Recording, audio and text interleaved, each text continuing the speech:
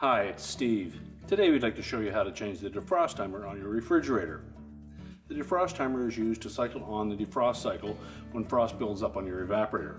If the timer fails, your refrigerator and freezer compartments will start to get warm. It's a really easy job to change, so let me show you how we do it. Now before we begin this repair, the first thing we'll need to do is to disconnect power to the appliance.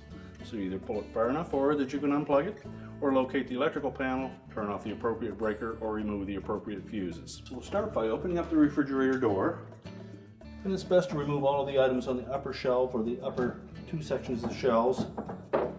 And at first, remove the upper shelves.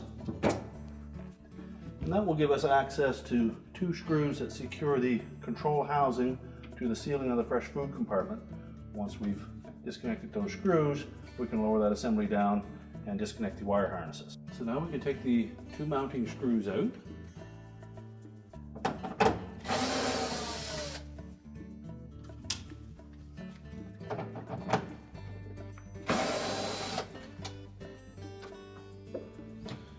then we'll just lower that control down. And there are two hooks at the very back that we need to disengage from the two little hangers that are attached to the ceiling. Now once we have that free, we'll then rotate that control all the way counterclockwise, and then rotate the housing as well so that we can line up the slot on this damper slide so that we can disconnect that. We can then just let the control housing hang there, and then we'll remove the two wire harnesses.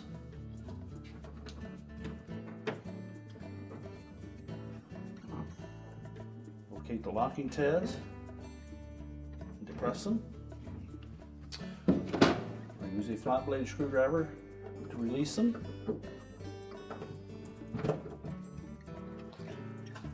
Now with a small harness connector, just rotate it until you find the locking tab. Just lift up on it slightly and disconnect it. And now we'll take that housing, we'll set it on a suitable work surface, and we can change that timer. Now with the control housing on a suitable work surface, the next step is to remove the old timer. And if your model uses these type of speed clips or speed nuts, they are a little difficult to remove from these plastic studs.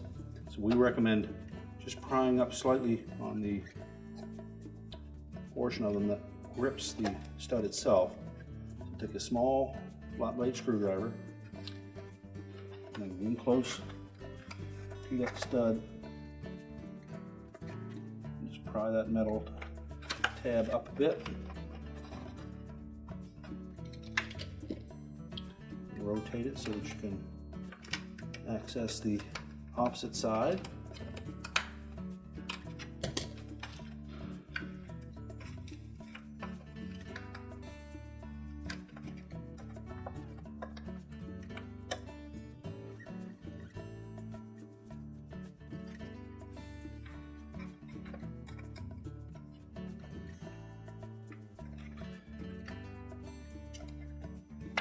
Once you've loosened those up, you should be able to wiggle that clip back and forth enough to slide it off of that shaft.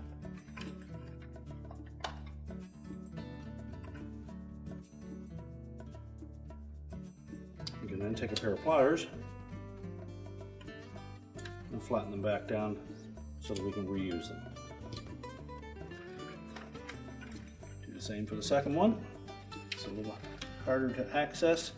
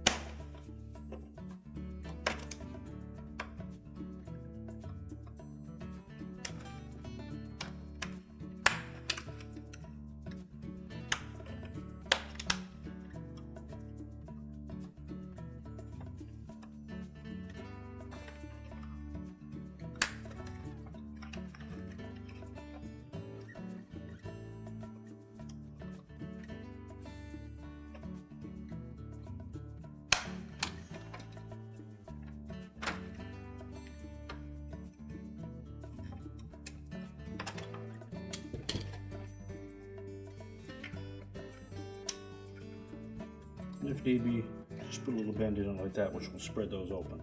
Try not to bend it too much so that you don't crack it. And again, we'll just flatten it with the pliers, and it's ready for reuse. Now with those mounting pieces removed, we can then lift the timer off of the two plastic studs. And then we'll need to disconnect the harness connector. And they're usually on there fairly tight, so take a flat blade screwdriver, go in beneath it and pry it off. You can then discard the old timer. We'll take our new timer, and if you wish, you can take a flat blade screwdriver, just go in from the bottom in the slotted opening and just rotate it clockwise. You'll hear a distinct click, which would be an indication that it's going into the defrost cycle. Rotate it until you hear it make another click, which would indicate coming out of the defrost cycle.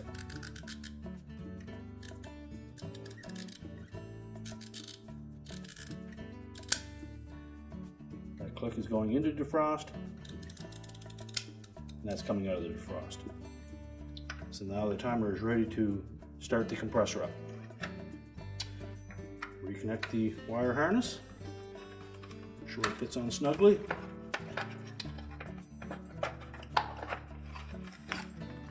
Set the timer onto the mounting studs, make sure the wire harness is not interfering on the bottom. And take those speed clips and just press them down onto those plastic posts.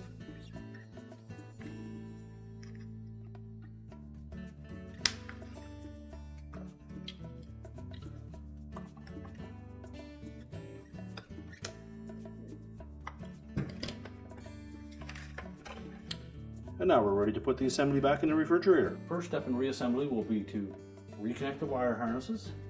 So on the larger one, make sure that the locking tab is towards the bottom. Press it firmly into the connector until it latches.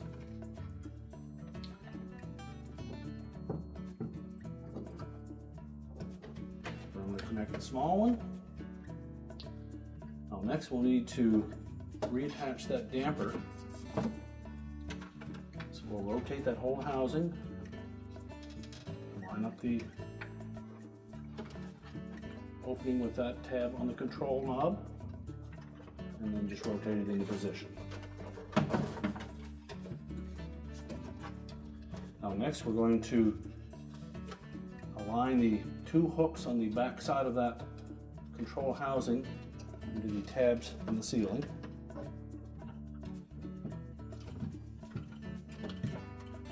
Make sure both those are engaged, and the damper control slides easily through the center of that housing. And just lift the housing into position and reinstall the mounting screws.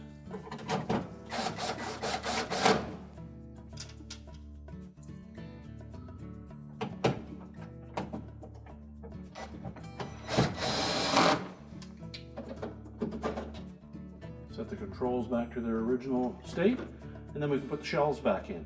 We can now turn the power back on, and our repair is complete.